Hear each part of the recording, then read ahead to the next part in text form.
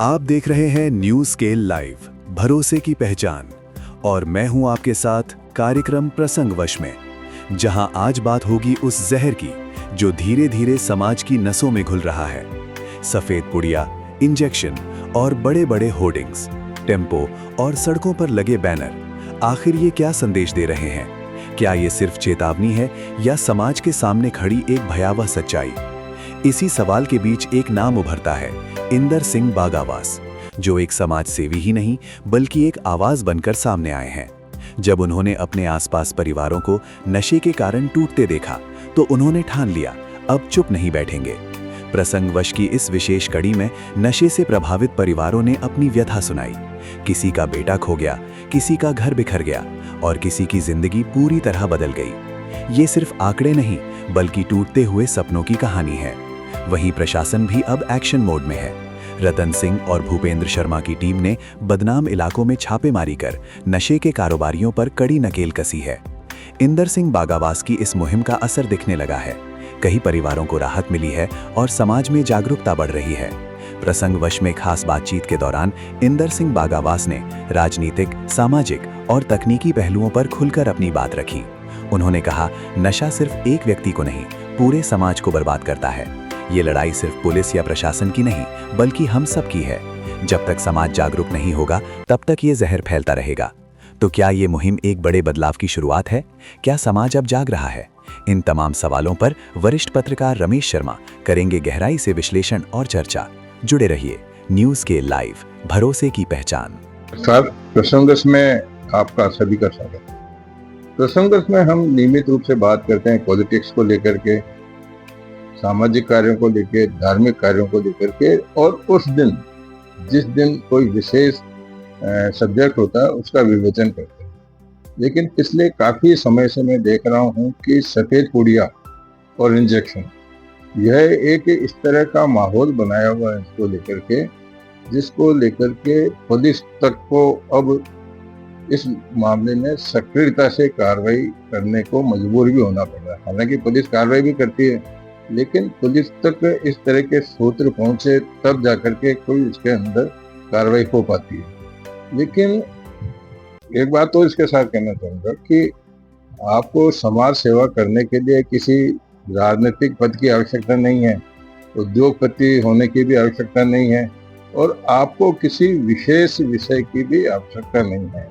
लेकिन राजनीति से जुड़े हुए, शिक्षा से जुड़े हुए, तकनीकी शिक्षा से जुड़े हुए प्रमुख उद्योगपति, और जो 2 बार पूर्व में यहाँ चुनाव भी लड़ चुके हैं विधानसभा का, इंदर सिंह बागावास को जब उनके दिल में इस तरह की पीड़ा हुई, क्योंकि ग्रामीण क्षेत्रों में भी इनका लगातार न केवल बिहार में बल्कि बाहर भी इनका काफी कुछ संपर्क है, हजारों की संख्या में, इन्होंने महसूस किया कि इस सफेद पुड़िया इंजेक्शन ने कई घरों को बर्बादी के कगार पर डाल दिया, जिसकी इन्होंने एक मुहिम छोड़ी। हालांकि मैं तो इसमें बहुत पीछे हूँ। मेरे से पहले काफी मीडिया में, सोशल मीडिया में, और जो शहर में और शहर ग्रामीण क्षेत्रों में कैंपों में जो होर्डिंग्स और बैनर्स लगे हुए हैं, उससे एक जागृति हुई है। और वही शख्सियत इंदर सिंह बागावास आज हमारे कार्यक्रम में आए हैं। बागावास जी, आपका बहुत बहुत स्वागत। सबसे पहले मैं जानना चाहूँगा कि आप व्यस्ततम जीवन के नियमित रूप से संचालन करने वाले एक व्यक्तित्व के धनी हैं, लेकिन इस और आपका कदम किस भावना से, किस कल्पना से बढ़ा? नमस्कार, मैं आपको बताना चाहता हूँ कि सामान्य तौर पर जीवन यापन हम सभी करते हैं। हमारे अपने जो रुचि के विषय हैं, हम राजनीति के लिए, सामाजिक क्षेत्रों में काम करते हैं। लेकिन ये जो भी आपने मुझे पूछा कि इस ओर मेरा ध्यान कैसे गया, मैं ये मानता हूँ कि ये हमारा एक सामाजिक दायित्व बनता है कि जहाँ हम रहते हैं, जिस समाज में हम रहते हैं, जिस शहर में हम रहते हैं, वहाँ यदि कोई ऐसी बुराई फैल रही है, एक ऐसी चीज फैल रही है जो उस जगह के लिए बहुत घातक है और पूरी युवा पीढ़ी के लिए घातक है, तब हमारा दायित्व बनता है कि हम उस विषय पर काम करें। सारे अपने जो अन्य जो दूसरे जो रुचि है या दूसरे जो स्वार्थ है उनको छोड़कर और अपनी सामाजिक जिम्मेदारी को निभाने के लिए हम काम करें। तो इस विषय में जब मुझे 2, 4, 5 बार जगह ऐसे देखने को मिला कि स्मैक को लेकर बहुत माताएं परेशान है, माता पिता परेशान है, और बच्चा, ये नौजवान पीढ़ी नशे का शिकार होती जा रही है, और ये जो नशे के सौदागर, स्मैक बेचने वाले, पुड़िया बेचने वाले, मैं इनको राक्षस की संज्ञा देता हूँ कि ये अपने आर्थिक लाभ के लिए पूरी नौजवान पीढ़ी को गर्त में धकेल रहे हैं। बहुत सारे किस्से हैं, बहुत सारी बातें हैं जिनको मैंने महसूस किया था। तब मैंने ये निश्चय किया कि मुझे सब चीज छोड़कर पहले एक बार इस विषय में अपनी सामाजिक जिम्मेदारी निभानी चाहिए, और मैंने इसको मिशन के रूप में शुरू किया।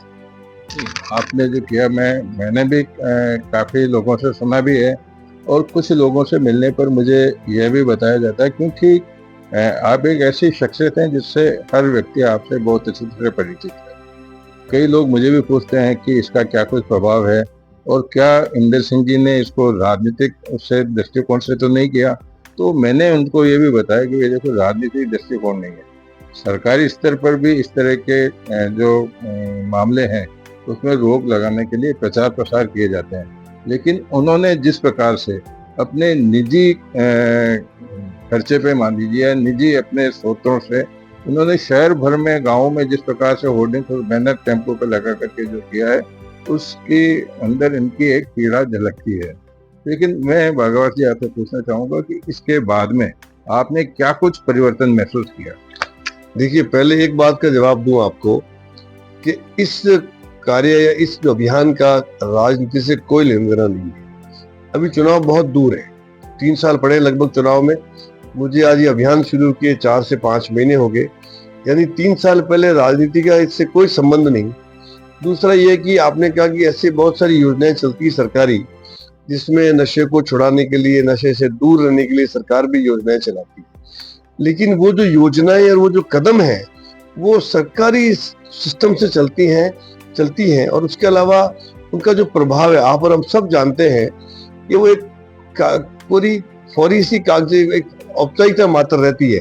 मैंने इतना सघन अभियान चलाने का निश्चय इसलिए किया कि जब तक ये बात लोगों के दिल और दिमाग में बात नहीं जाएगी कि स्मैक हमारे लिए बहुत जानलेवा और खतरनाक जहर है, तब तक लोगों को, हम क्योंकि सामान्य तौर पर पुलिस प्रशासन भी बहुत ज्यादा इसको सक्रिय गंभीरता से नहीं ले रहा था, और लोग भी नहीं ले रहे थे। लेकिन ये जो बीमारी धीरे धीरे इतना गंभीर रूप ले रही थी, तो मैंने एक बार बहुत सघन अभियान चलाने का फैसला किया।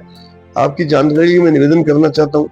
सबसे पहले मैंने व्हाट्सएप मैसेज बनाकर कम से कम 40 से 50 हजार लोगों के बीच में ये मैंने मैसेज भिजवाया। उसके बाद मैंने ये ब्यावर में जो 3 व्हीलर ऑटो जो चलते हैं, लगभग 700 ऑटो पे मैंने उसके दोनों साइड ऐसे फ्लैक्स चिपकाए, पोस्टर चिपकाए, ताकि ये चलता फिरता प्रचार लोगों के बीच होगा। और 700 ऑटो पूरे शहर में घूमते हैं, न सिर्फ शहर में बल्कि आसपास के लगभग 25 से 30 किलोमीटर की रेंज में ही ऑटो जाते हैं।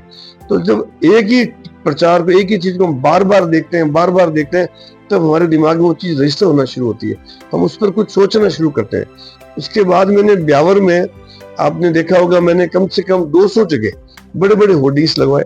लोगों को, ये मेरा प्रयास था, लोगों को एक बार जागरूक करें। मुझे पुलिस अधिकारियों ने भी पूछा था कि आप क्या आपका उद्देश्य है। मैंने कहा, मैं लोगों के दिमाग में ये बात डालना चाहता हूँ, लोगों को जगाना चाहता हूँ, और मैं चाहता हूँ ये बात लोगों के दिमाग से निकल कर उनके मुंह तक आए, जबान तक आए कि शहर में नशा बहुत फैल चुका है। जब एक बार जनता जगेगी, निश्चित तौर पर सरकारी तंत्र भी जगेगा। और आप भी देख रहे हैं इस वक्त, पिछले 1-1.5 महीने में पुलिस प्रशासन ने जबरदस्त कार्रवाई की। मैं इस बात के लिए ब्यावर शहर की पुलिस को मेरे हृदय से बधाई देता हूँ कि एक जगह जो सासी बस्ती कहलाती है, जो एक तरह का इसका केंद्र माना जाता था सप्लाई का, पुलिस ने उसकी कमर तोड़ दी। आज की तारीख में सासी बस्ती में मिलना बंद हो गई। लोग, वहाँ की जो लोग बाग हैं, वहां से बाहर ले जाकर बेचते हैं। मुझे ऐसे भी बताया लोगों ने जो इसके शिकार हैं स्मैक के, उनकी माताओं ने बताया, पिताओं ने बताया कि हमारा बच्चा इस वक्त अजमेर से लेके आता।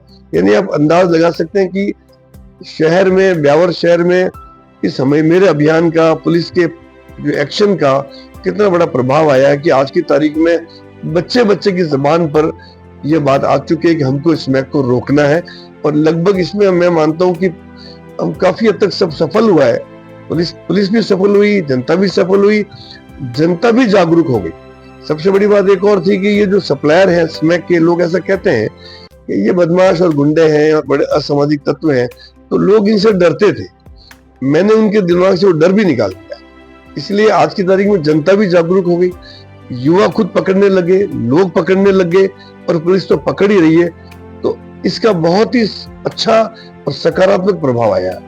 नहीं, ये आपने सही कहा कि देखिए कि आपने तो एक अभियान छेड़ा, लेकिन इसके अंदर जो एजेंसी है पुलिस की एजेंसी जब तक सक्रिय नहीं हो, जब तक किसी भी कार्य में सफलता नहीं मिल पाती, तो एसपी जो रतन सिंह है, एसपी एडिशनल एसपी वगैरह, क्या आपसे उनकी भी इस मामले में चर्चाएं होती रही है, और होती रही तो आपने क्या कुछ महसूस किया? देखिए, इसमें मैं उन दोनों को बहुत धन्यवाद दूंगा। यहाँ के जो हमारे भी पुलिस एसपी रतन सिंह जी हैं, एडिशनल एसपी भूपेंद्र जी शर्मा हैं, इन दोनों ने इस बात को बहुत गंभीरता से लिया। और इस वक्त हालत यह है कि उनकी दोनों की मेहनत से ही, उन दोनों के प्रयास से ही, और उसके साथ साथ उनके जो नीचे वाले अधिकारी हैं, चाहे वो डिप्टी हैं, चाहे वो सारे थानों के थानाधिकारी हैं, सब मिलकर इस अभियान पर लग गए। और इस वक्त आप किसी पुलिस अधिकारी को फोन कीजिए, तुरंत कार्रवाई हो।